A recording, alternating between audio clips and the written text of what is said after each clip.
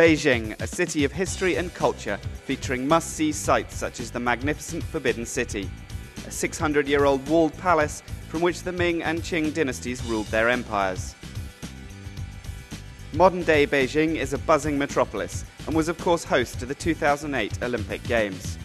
But with that event successfully behind them, it was time for the people of the Chinese capital to turn their attention to the stars of the Sony Ericsson WTA Tour and the China Open. Last year's runner-up, Jelena Jankovic, eased her way through the opening rounds and into a potentially tricky quarter-final with Daniela Hantuchova.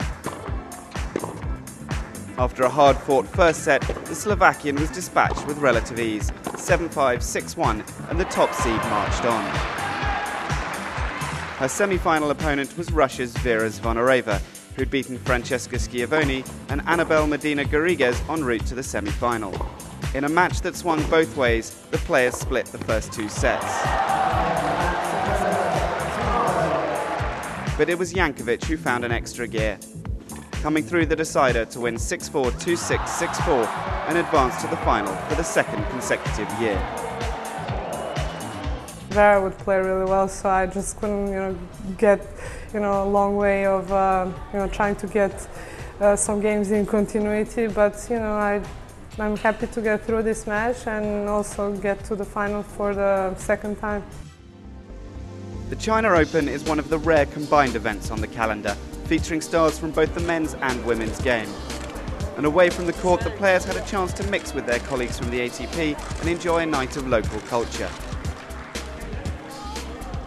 It's very nice. It's the first time for me to have a chance to wear something like this, and it's very interesting to see different culture and the way they used to dress. And like I said, it's always great to try something new.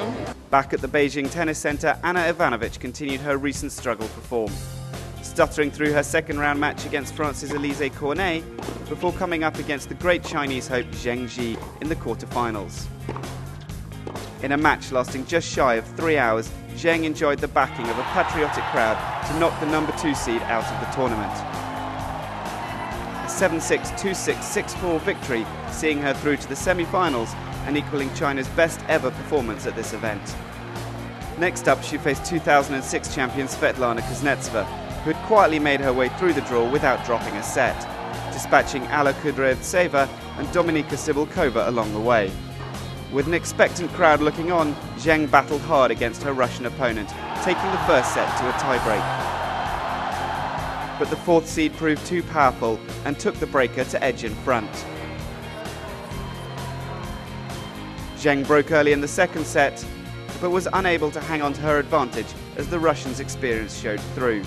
A 7-6, 7-5 victory, seeing Kuznetsova through to her fifth final of the year.